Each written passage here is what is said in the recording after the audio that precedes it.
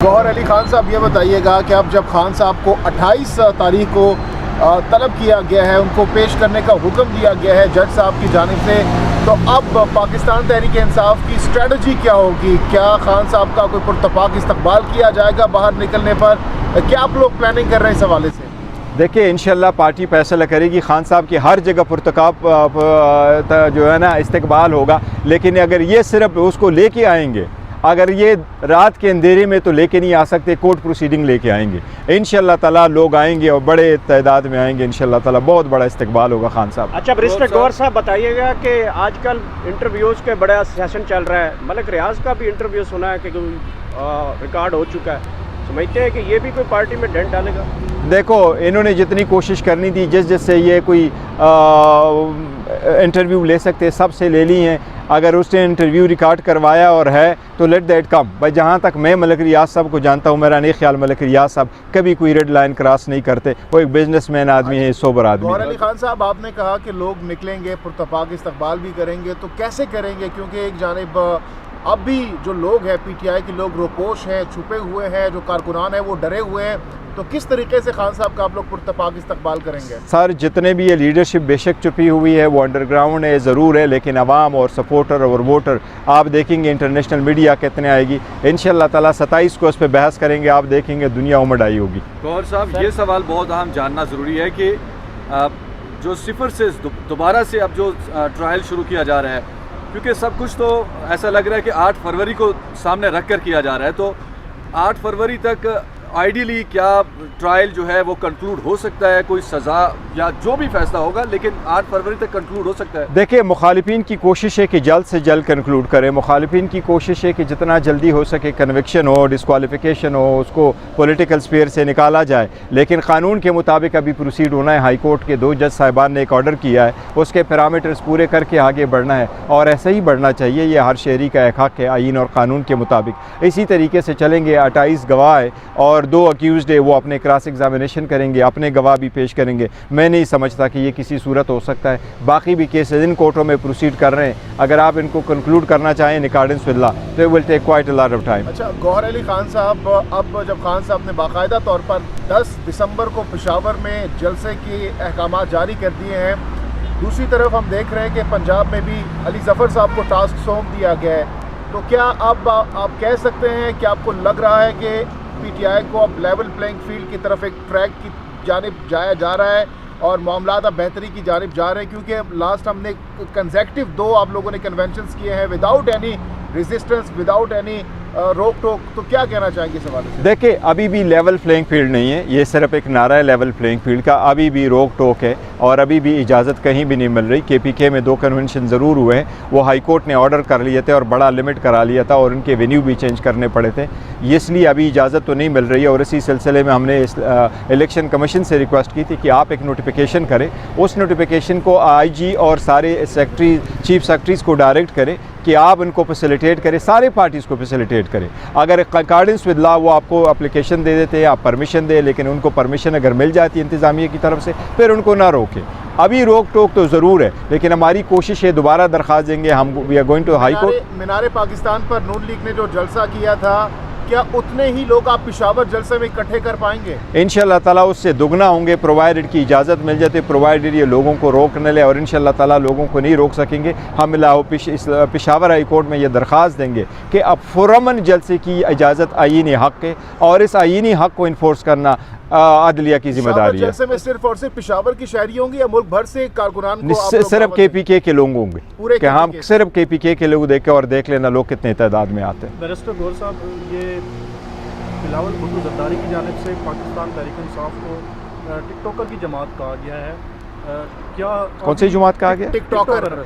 हाँ, क्या टिकटॉक पे ही है पाकिस्तान तहरीक इंसाफ या ग्राउंड पे भी है, कोई बताएंगे? देखिए, शायद बिलावल टिकटॉक में बिज़ी है तो उसको ग्राउंड रियलिटी का अंदाज़ा ही नहीं है। जब वो नीचे देखेंगे, वो एक शेर है ना कि जब धुंध ख़त्म होगा तो फिर आपको पता चलेगा घोड़े पे सवार है कि गधे पे सवार है। भुट्टो ज़रदारी को पता चल जाएगा और वो पता चल जाएगा इंशाल्लाह कराची में। बैरिस्टर साहब, इमरान खान की रिहाई के लिए अब कानूनी तौर पर ऐसा नज़र आ रहा है कि अलकादर ट्रस्ट केस अगली रुकावट है, उसमें ज़मानत की एप्लीकेशन कहीं फ़ाइल की है अभी या कोई फ़ाइल नहीं की गई? देखिए, ज़मानत की एप्लीकेशन आप फ़ाइल कर सकते हैं। अभी जो लॉ चेंज हुआ है उसके मुताबिक पहले आपने ट्रायल कोर्ट में देना और ट्रायल कोर्ट के बाद आप हाई कोर्ट आते हैं और सुप्रीम कोर्ट आते हैं। चूँकि अभी जुडिशल हुआ नहीं है इसलिए वो एप्लीकेशन फ़ाइल नहीं हुई, लेकिन इमीडिएटली इंशाल्लाह एप्लीकेशन फ़ाइल करेंगे। अलबत्ता ये ज़रूर है कि मशरिक बैंक का जो लेटर आया है दैट स्पीक्स फॉर इटसेल्फ कि नहीं पैसे इनके हुकूमत पाकिस्तान के थे, न हुकूमत पाकिस्तान की रिक्वेस्ट थी।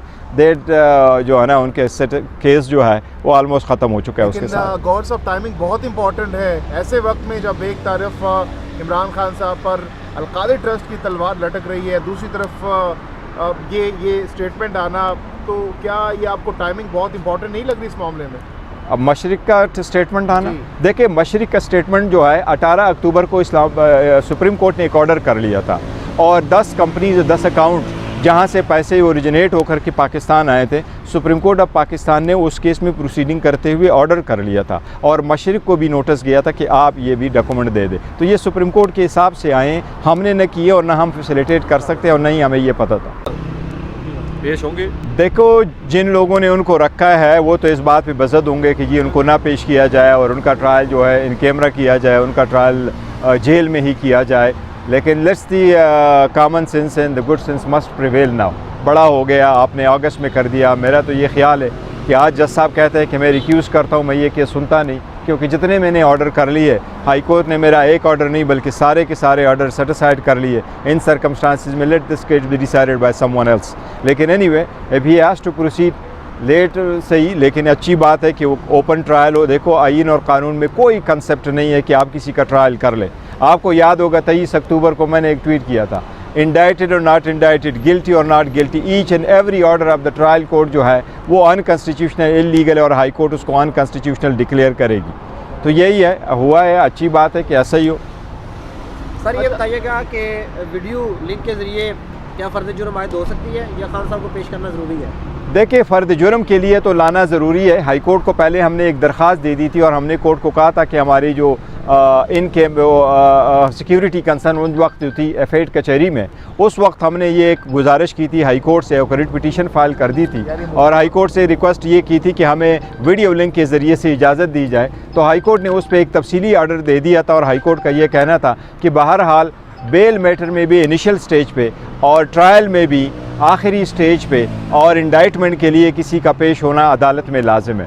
तो वीडियो लिंक के ज़रिए से इंडाइटमेंट नहीं हो सकती। अच्छा, बैरिस्टर गौर साहब, आप बताइएगा कि आज जो है वो इलेक्शन कमीशन में बहुत बड़ा फैसला आने वाला है।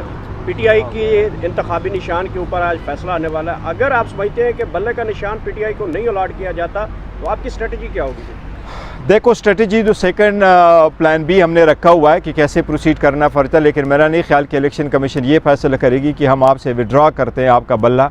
Chief justice, chief election commissioner ने भी कहा था बल्ला हमारा ही है, बैलेट पेपर पे बल्ले का निशान होगा। हम जब मुलाकात कर रहे थे उस वक्त सारों मेंबरान साहिबान और चीफ इलेक्शन कमिश्नर ने ख़ुद कहा था। हमने ये स्टेटमेंट पहले भी दी थी, ये ऑर्डर तो ओरली अनाउंस हो चुका था। फिर हमने 2 दरख्वास्तें दी थी, इलेक्शन कमीशन ने कभी उसकी तरदीद नहीं की है। तो हमें उम्मीद ये ज़रूर है मुझे कि एटलीस्ट बल्ला हमारा ही होगा। मैक्सिमम अगर अदालत हमें ये इलेक्शन कमीशन कुछ एडवर्स ऑर्डर कर सकती है। इलेक्शन कमीशन ने हमारे इंट्रा पार्टीज़ इलेक्शन पे कभी एतराज़ नहीं किया था। इनके जो डॉक्यूमेंटेशन हमारे साथ हुई थी वो ये थी कि आप की डेफिशिएंसी है डॉक्यूमेंट्स में, फॉर्म नहीं है, दस्तखत नहीं हुआ, लिहाजा वो कंप्लीट करें। तो उम्मीद मुझे यही है कि अगर मैक्सिमम ऑर्डर करेंगे तो ये हमें इंट्रा पार्टीज़ इलेक्शन का दोबारा ऑर्डर करेंगे, जो मैं समझता हूँ कि इटसेल्फ भी गलत होगा।